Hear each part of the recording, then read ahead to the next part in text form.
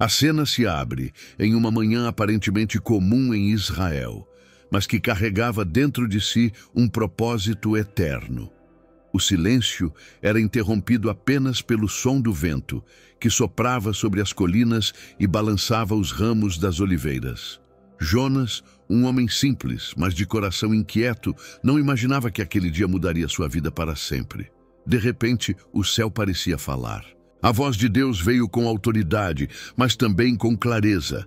Levanta-te, vai à grande cidade de Nínive e clama contra ela, porque a sua malícia subiu até mim. Jonas sentiu o coração disparar.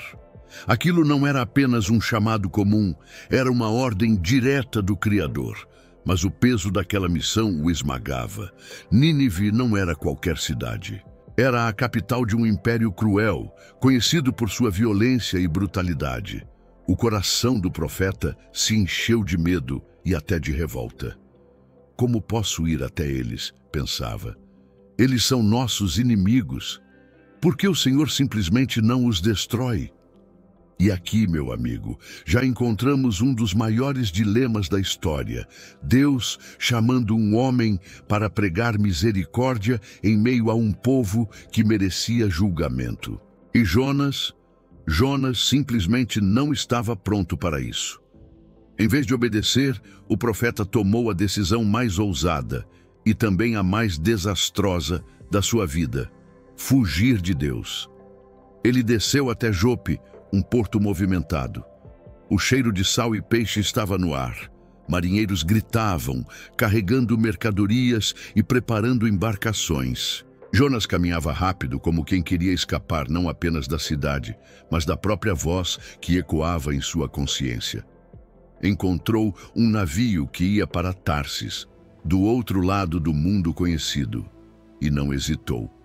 Pagou a passagem e desceu ao porão, tentando enterrar sua fuga no fundo do mar. Mas você sabe, ninguém foge de Deus.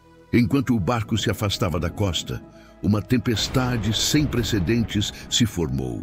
O vento rugia como fera indomável, e as ondas batiam contra a embarcação como muralhas líquidas prestes a engolir tudo.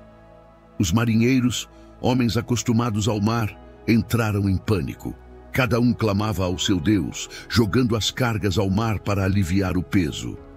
E onde estava Jonas? Dormindo no porão, tentando escapar não apenas da tempestade, mas da sua própria consciência. O capitão, desesperado, desceu correndo e o sacudiu. Levanta-te, clama ao teu Deus, quem sabe assim nos salvaremos da morte. E é aqui que a cena se intensifica. Os marinheiros decidem lançar sortes para descobrir quem era o responsável por aquela calamidade. E a sorte, dirigida pela mão invisível de Deus, caiu sobre Jonas. Todos o cercaram. O som da tempestade era ensurdecedor, mas o silêncio do profeta pesava ainda mais. Então ele confessou: eu sou hebreu e temo ao Senhor, o Deus do céu, que fez o mar e a terra seca. Foi por causa da minha desobediência que essa tempestade veio sobre nós. A revelação caiu como um raio. Os marinheiros tremeram. O desespero era visível em seus olhos.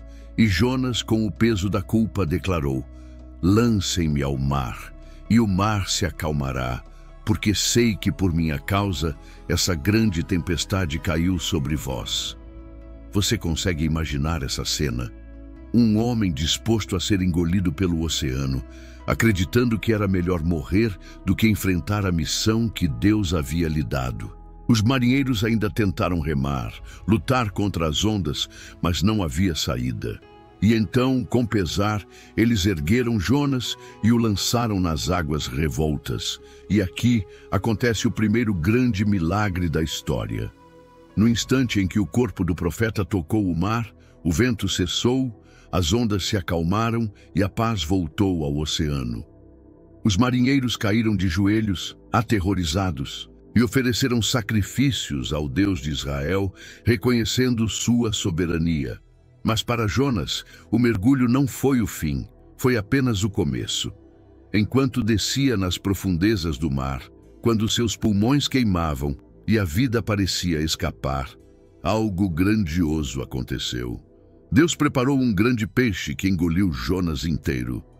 Escuridão, silêncio. O cheiro ácido das entranhas. Ali, no ventre do monstro marinho, Jonas descobriu que não havia para onde fugir. O mesmo Deus que governa os céus e a terra também governa as profundezas do oceano. E no silêncio das águas, na prisão daquele ventre, Jonas começou a entender que fugir de Deus não é apenas impossível, é inútil. Dentro do ventre do grande peixe, Jonas experimentava o silêncio mais profundo que já havia sentido. Não havia horizonte, não havia vento, não havia o som de vozes humanas. Apenas a escuridão espessa, a sensação sufocante das entranhas marinhas e o eco da própria consciência. 3 dias e 3 noites. Esse era o tempo que ele ficaria ali, em uma espécie de prisão orgânica, vivendo entre a vida e a morte. Para qualquer outro homem, aquele seria o fim. Mas para Jonas, aquele era o começo de uma transformação. No íntimo de sua alma, as palavras começaram a brotar. O profeta que antes havia tentado fugir agora, dobrava seus joelhos espirituais e orava. E sua oração foi registrada para que todos nós pudéssemos ouvir séculos depois. Na minha angústia clamei ao Senhor e Ele me respondeu. Do ventre do abismo gritei e tu ouviste a minha voz. Você consegue sentir o peso disso? Jonas reconhecia que havia sido lançado nas profundezas, que as ondas de Deus haviam passado sobre ele, que estava cercado pelas águas até a alma. Mas no meio dessa escuridão havia uma chama de esperança. Tornarei a ver o teu santo templo. Ele confessava que havia se afastado da misericórdia do Senhor, mas agora se entregava novamente. E sua oração culminava em uma decisão. Mas eu, com a voz do agradecimento, te oferecerei sacrifício. O que votei, pagarei. Do Senhor vem a salvação. Foi nesse momento que a mudança aconteceu. O Deus que governa os mares, que havia preparado aquele peixe, agora ordena que o mesmo o vomite em terra firme. E de repente Jonas, ainda coberto de restos marinhos, mas com a vida preservada, sente novamente o vento em seu rosto e o chão sob seus pés. A experiência no ventre do peixe não foi apenas um livramento, foi uma ressurreição simbólica. Jonas havia descido ao abismo, mas agora se levantava com uma nova missão: obedecer ao chamado do Altíssimo. E aqui a narrativa se intensifica ainda mais. Porque a voz do Senhor voltou a ecoar com a mesma clareza de antes. Levanta-te, vai à grande cidade de Nínive e proclama contra ela a mensagem que eu te digo. Dessa vez, Jonas não hesita. Ele se levanta, sacode a poeira da desobediência e parte rumo a Nínive. Imagine a cena, uma cidade gigantesca, murada, cheia de soldados e comerciantes. Uma metrópole de sua época, famosa pela sua crueldade e arrogância.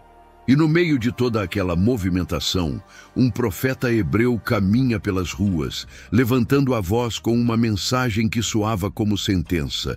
Ainda 40 dias, e Nínive será destruída. Era como lançar uma bomba espiritual no coração da cidade. Uma mensagem curta, direta, mas carregada de poder divino. O povo parava para ouvir. Os rumores corriam de rua em rua, até chegar ao Palácio Real. E o inesperado aconteceu. Ao invés de zombarem, ao invés de prenderem o profeta, ao invés de o matarem, os ninivitas se quebrantaram. Desde o maior até o menor, todos passaram a jejuar e a vestir pano de saco. O próprio rei desceu do trono, tirou seu manto real, cobriu-se de pano de saco e sentou-se sobre cinzas. Ele decretou em toda a cidade: homens e animais deveriam jejuar e clamar fortemente a Deus, se converter de seus maus caminhos e da violência que estava em suas mãos. E em suas palavras havia um lampejo de esperança. Quem sabe Deus não se arrependerá e desistirá do furor da sua ira, de sorte que não pereçamos? E aqui vemos a grandeza da misericórdia divina. porque ao ver o arrependimento genuíno daquela nação pagã, o Senhor desistiu da destruição que havia anunciado. Jonas havia sido o instrumento, mesmo contra a sua vontade inicial, de um dos maiores avivamentos já registrados na história da humanidade. Uma cidade inteira se dobrou diante de Deus. Mas, se você acha que a história termina aqui, prepare-se, porque a reação de Jonas diante da misericórdia de Deus foi surpreendente. Jonas havia cumprido a missão. A cidade de Nínive, aquela metrópole violenta e orgulhosa, tinha se rendido em jejum, pranto e cinzas. Deus havia demonstrado sua misericórdia e poupado milhares de vidas. O céu celebrava a vitória da graça. Mas Jonas não estava feliz. Ele se irritou profundamente. Em suas próprias palavras, ele confessa ao Senhor: "Ah, Senhor, não foi isso que eu disse, estando ainda na minha terra? Por isso me adiantei, fugindo para Tarsis, pois sabia que és Deus clemente, misericordioso, tardio em irar-se e grande em benignidade, e que te arrependes do mal." Percebe? Jonas conhecia a bondade de Deus. Ele sabia que se Nínive se arrependesse, o Senhor perdoaria. E esse era exatamente o problema. Para Jonas, os ninivitas não mereciam misericórdia. Eram cruéis, inimigos de Israel, gente marcada pelo sangue da guerra. Na mente do profeta, eles deveriam ser destruídos, não perdoados. Essa ira o consumia tanto que ele chegou a pedir a morte. "Agora, Senhor, tira-me a vida, pois melhor me é morrer do que viver." Mas Deus, com paciência, responde: "É razoável essa tua ira?" Jonas não respondeu. Apenas se retirou da cidade e se assentou ao oriente dela, construiu uma cabana e ficou esperando. Talvez, no fundo, ainda aguardasse que a destruição caísse sobre Nínive.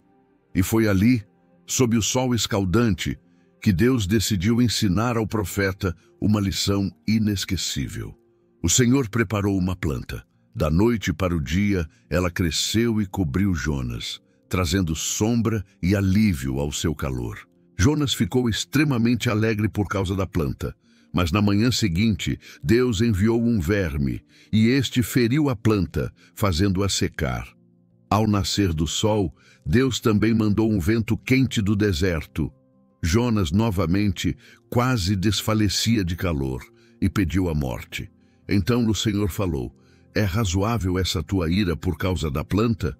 E Jonas respondeu: "É razoável sim, até a morte." Foi então que Deus revelou o propósito. Tu tiveste compaixão da planta, que te não custou trabalho e que não fizeste crescer, que numa noite nasceu e numa noite pereceu.